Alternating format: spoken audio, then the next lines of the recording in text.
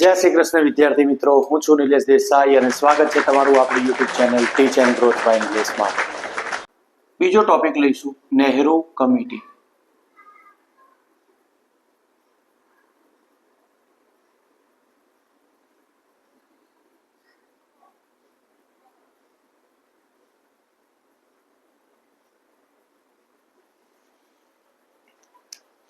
નહેરુ કમિટીમાં સાયમન કમિશનનો વિરોધ થતા અંગ્રેજ વજીર હતા જેમનું નામ હતું બર્કનહેડ.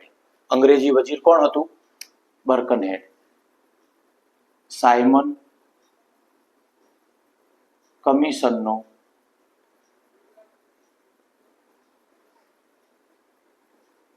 બહિષ્કાર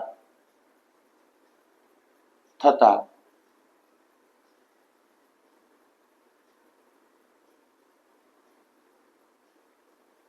હિન્દી વજીર જેમનું નામ હતું બર્કનહેડ. હિન્દી વજીર જેમનું નામ હતું બર્કનહેડે સાયમન કમિશનનો ખરડો રજૂ કર્યો.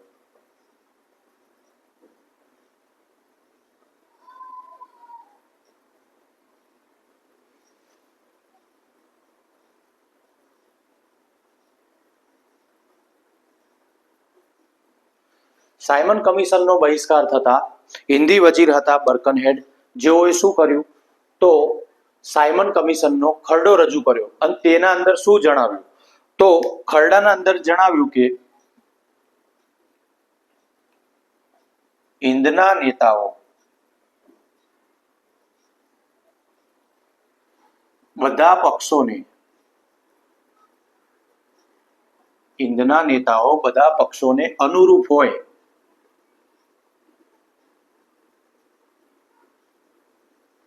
તેવું બંધારણ ઘડી આપે.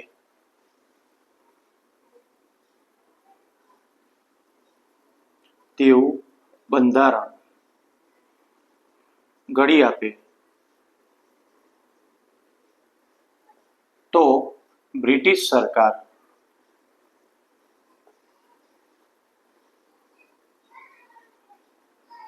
તેના પર વિચાર કરશે.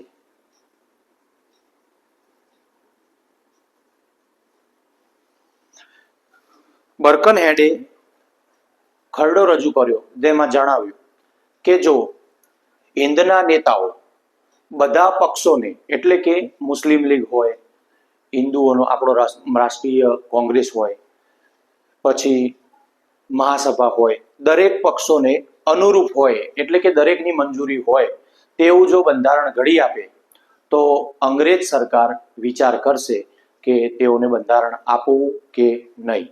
અને આ જ આહવાનને પકડી લીધું એવા વ્યક્તિ જેનું નામ હતું મોતીલાલ નહેરુ.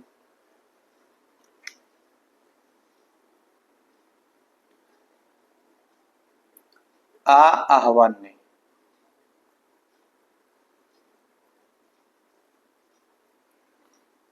પડકાર સમજી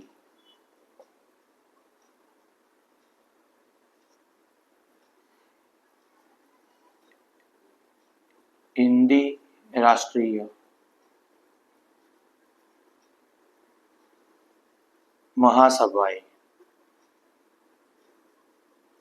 આ જ આહવાનને પડકાર સમજી હિન્દી રાષ્ટ્રીય મહાસભાએ મોતીલાલ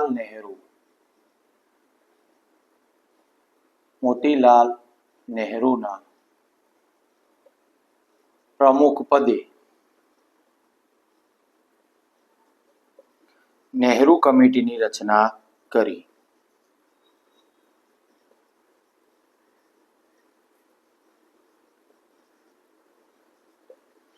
જ્યારે જાહેરાત કરી બર્કનહેડે કે તરત જ તેને પોતાનો પડકાર સમજી લીધો હિન્દી રાષ્ટ્રીય મહાસભાએ અને જાહેરાત કરી કે મોતીલાલ નહેરુના અધ્યક્ષપણા નીચે એટલે કે તેમના પ્રમુખ પદે એક નહેરુ કમિટીની રચના થશે. અને નહેરુ કમિટીની રચના કરી અને ત્યારબાદ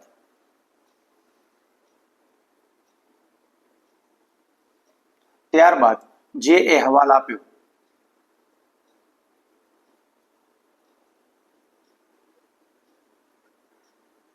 તેને નહેરુ અહેવાલ તરીકે ઓળખવામાં આવે છે.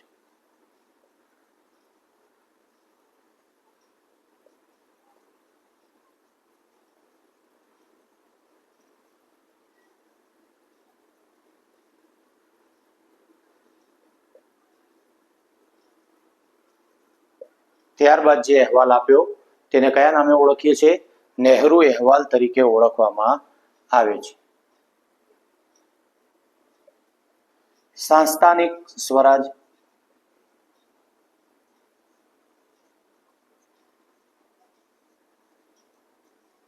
એટલે કે ડોમિનિયન સ્ટેટ.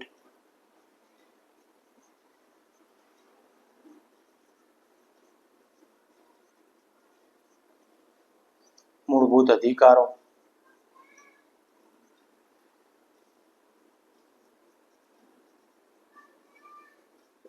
સ્વતંત્ર ન્યાયતંત્ર,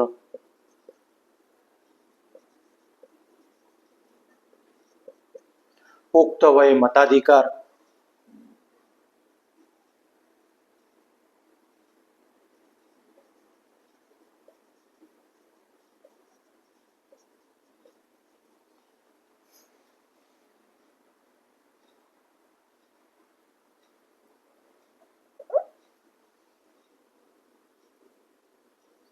પુખ્ત વય મતાધિકાર વગેરે અહેવાલો રજૂ કરીને તેઓને આપ્યા.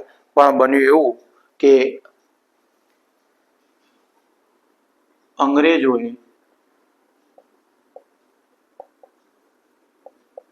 નહેરુ કમિટી દ્વારા